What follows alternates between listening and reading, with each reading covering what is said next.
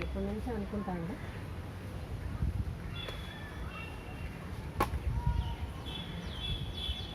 ఒక చిన్న విగ్రహం పోయిందని చాలా తీసేసారా.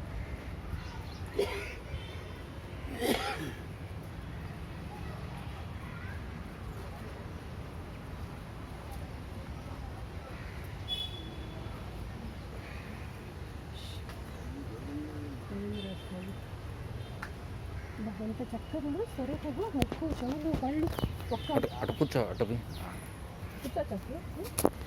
ఆడ ఆ చేతికాడ మోకాల మీద కూర్చో ఇట్ట. అది కూర్చో, స్వామికి దండం పెట్టు.